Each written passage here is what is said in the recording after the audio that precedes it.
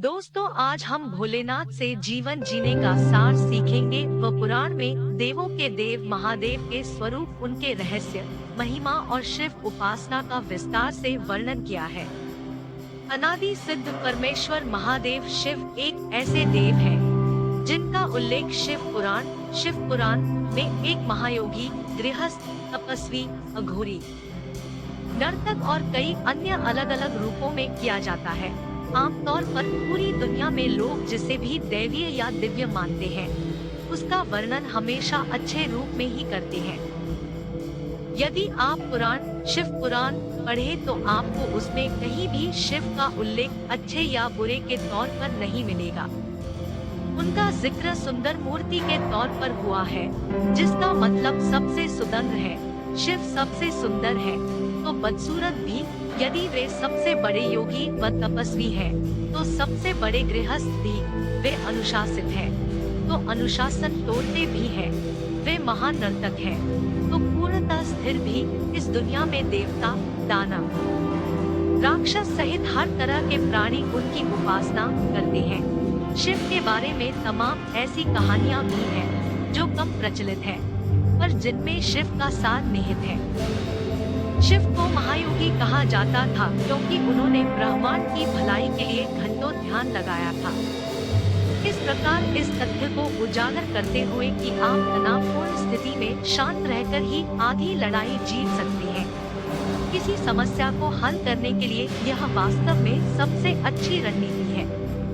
शिव जी का एक रूप उनका अर्धनारीश्वर रूप है, जिसमें एक आधा हिस्सा शिव जी का तो आधा हिस्सा पार्वती, जो कि उनकी पत्नी है, का है। यह शिव जी के पत्नी प्रेम, आनंद एवं महत्व को दर्शाता है। एक कथा में शिव ने मृत शरीर पर बैठकर अघोरियों की तरह साधना की है। एक अघोरी के लिए जिंदा और मरे हुए शरीर में कोई अंतर नहीं होता। वह एक सजी संवरी देह और व्यक्ति को उसी भाव से देखता है, जैसे एक मृत शरीर को। इसकी सीधी सी वजह है कि वह पूरी तरह से मानसिक विचारों के जाल में नहीं फंसना चाहता। घोर का मतलब है भयंकर। इस प्रकार अघोरी का मतलब है जो भयंकरता से परे हो। शिव भयंकरता से परे है। भयंकरता उन्हें छू भी नहीं सकती। शिव ने किसी भी सीमा तक जाकर हर वह काम किया, जिसके बारे में कोई इंसान कभी सोच भी नहीं सकता। यदि किसी एक व्यक्ति में इस सृष्टि की सारी विशेषताओं का जटिल मिश्रण मिलता है, तो वह शिव ही है। यदि आप शिव को स्वीकार कर लेते हैं, तो आप जीवन से परे जा सकते हैं। फिर आपको कोई समस्या नहीं रहेगी। उनमें कोई भी चीज घृणा पैदा नहीं कर सकती। वह हर चीज को, हर व्यक्ति को अपनाते हैं।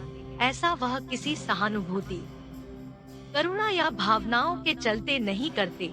वे सहज रूप से ऐसा करते हैं, क्योंकि वह जीवन की तरह है। जीवन सहज ही हर किसी को गले लगाता व अपनाता है। इंसान के जीवन का सबसे बड़ा संघर्ष यह चुनने की कोशिश है कि क्या सुंदर है और क्या भद्दा, क्या अच्छा है और क्या बुरा। समस्या सिर्फ आपके साथ है कि आप किसे अपनाएं, किसे छोड़ दें। आपकी यह समस्या मानसिक है, न कि जीवन से जुड़ी समस्या। यहाँ तक कि यदि आपका दुश्मन भी आपके बगल में बैठा है, तो आपके भीतर मौजूद जीवन को उससे भी कोई दिक्कत नहीं होगी।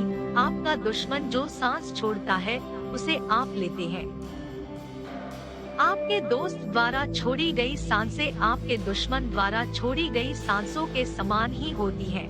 दिक्कत सिर्फ मानसिक स्तर पर है, लेकिन यदि अस्तित्व के स्तर पर देखा जाए तो इसमें कोई समस्या नहीं है।